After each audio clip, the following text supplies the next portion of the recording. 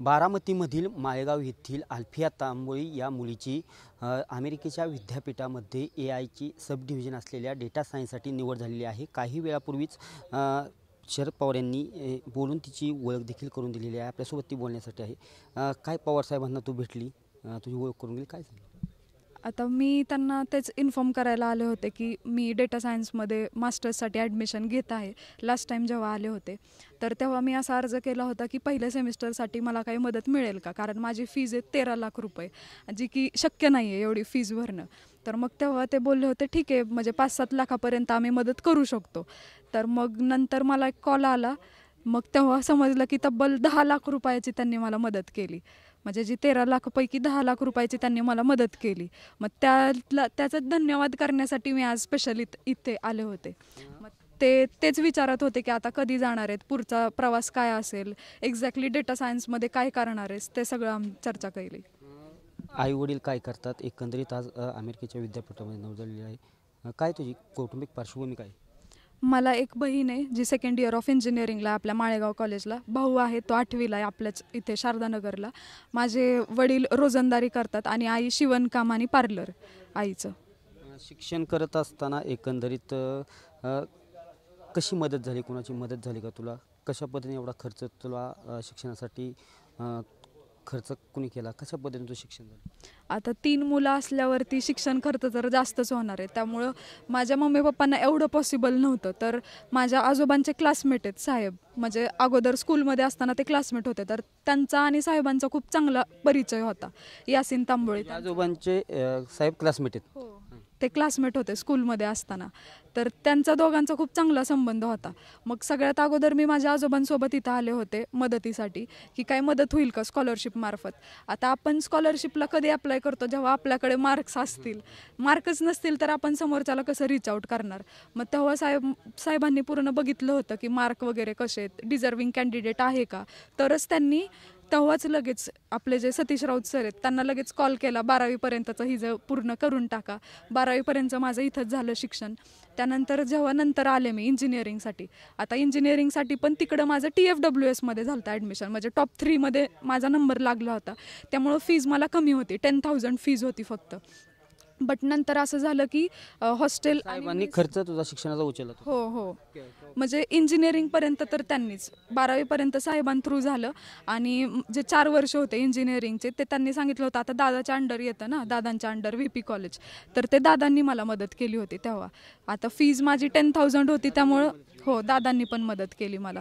मग तेव्हा जे हॉस्टेलचं होतं ते दादांथ्रू झालं आणि माझी फीज पण जी होती ती पण दादाकडून झाली। फक्त मेसचा जो काही खर्च होता तो आम्ही केला होता, बस तेवढं। आणि एवढी सगळी मदत केली त्यांनी। एकंदरीत तुझं अभ्यासात तू हुशार आहेस एकंदरीत, पण कशा पद्धतीने आज अमेरिकेच्या विद्यापीठामध्ये तू ॲडमिशन घेते, कसा एक तयारी कशी पद्धतीने केली ते काय सांगशील? माझं सगळ्यात आधी जो इंटरेस्ट डेव्हलप झाला तो झाला बिट्स पिलानीमध्ये। तर त्या बिट्स पिलानीमध्ये इंडियातून फक्त 26 स्टुडंटसाठी त्यांनी सिलेक्ट केले होते त्या पर्टिक्युलर इंटर्नशिपसाठी। मग मला असं वाटलं की आपण फक्त महाराष्ट्रातली एकमेव मुलगी होती, मग तेव्हा असं वाटलं की आपण इंडियातल्या 26 स्टुडंट्समध्ये आत्ता सिलेक्ट झालो आहे, तर ग्लोबली का नाही होऊ शकत। आणि तिथं जे रिसर्च स्कॉलर्स होते माझ्यासोबत ते खूप जास्त अभ्यास करायचे, म्हणजे खूप जास्त मोटिवेशन होतं। ज्या स्टुडंटसोबत मी होते प्रत्येकजण म्हणायचं की मला हे शिकायचं आहे, मला एवढं करायचं, मला सायंटिस्ट व्हायचं आहे। आणि मी अशी होते की मला तेव्हा माझं ऑफर पण होती माझ्याकडे जॉबची, म्हणजे ऑलरेडी माझं प्लेसमेंट झालं होतं तरी पण मी एक एक्सपिरियन्ससाठी गेले होते। मग तेव्हा मला असं वाटलं की आपण पण पुढे शिकलं पाहिजे। आणि माझा एक फ्रेंड आहे तो ऑलरेडी त्या कॉलेजला, युनिव्हर्सिटी ऑफ मिझोरी, मग त्यांनी पण मला खूप गायडन्स केला आणि त्याच्या मदतीमुळे मला हे सगळं गायडन्स भेटलं। आणि बाकीच्यांनी साहेबांनी पण मला मदत केली, असा खूप जणांकडून मला सपोर्ट भेटला, घरच्यांनी पण सपोर्ट केला। आता मायनॉरिटीमधून येते मी, तर बऱ्याच मुस्लिम फॅमिलीजमध्ये असं असतं की बाहेर जायचं नाही किंवा हे नको करू ते नको करू, पण तशी माझी फॅमिली नाही आहे, त्यामुळं मी खूप लकी ठरले प्रत्येक गोष्टीत। आणि जेव्हा आता सगळ्यात अगोदर तर इंग्लिश प्रोफिशियन्सीची एक्झाम द्यावी लागली, त्याच्यात पण मी 7 बँड स्कोर केला। आणि मग नंतर आपल्यापासून अभ्यासाचा 1 नंबर? हां, पण मी बाकीचं पण करते, म्हणजे मला डान्स आवडतो, स्पोर्ट्समध्ये बॅडमिंटन आवडतं, तर ते पण मी म्हणजे अलॉंग विथ स्टडीज मी ते पण केलं आहे पहिल्यापासून, जे आवडतं मला ते पण। असं नाही की फक्त अभ्यासच, मी फिरते पण, भरपूर फिरते, मला आवडतं। आणि मग नंतर जे आपण कॉलेजेसला अप्लाय करतो, मग आपल्याला कॉलेजेसला अप्लाय करायला पण प्रत्येक कॉलेजला अराऊंड 10K फीज आपल्यालाच भरावी लागते तिकडच्या कॉलेजेसला अप्लाय करायला. मग माझं असं झालं की ह्या कॉलेजला मी अप्लाय केलं, तेव्हाच पहिल्याच ह्याच्यात माझा नंबर लागून गेला. आणि बाकीचे स्टुडंट काय करतात, कमीत कमी 5 ते 6 कॉलेजेसला अप्लाय करतात. पण मी एवढी लकी होते की एकाच कॉलेजमध्ये झालं. मग नंतर विजा तर आत्ता तुम्ही बघतायच खूप अवघड आहे विजा अप्रूव्ह होणं. पण मी सगळ्यात खूप लवकर प्रोसेस केली होती, त्यामुळे माझा इंटरव्ह्यू हा एप्रिलमध्येच होता, 4 एप्रिलला. मग तेव्हा पण आम्ही 30 लोक होतो जे स्टुडंट. सुरुवात कधी होणार शिक्षण? मी 5 ऑगस्टला आता जाणार आहे इंडियामधून आणि माझा कोर्स स्टार्ट होईल 18 ऑगस्टला.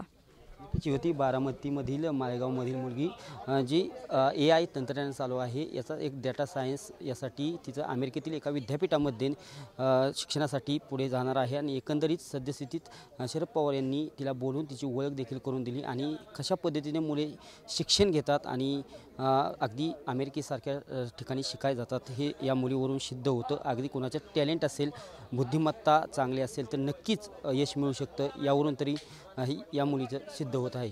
दीपक कापरे, TV9 मराठी, बारामती.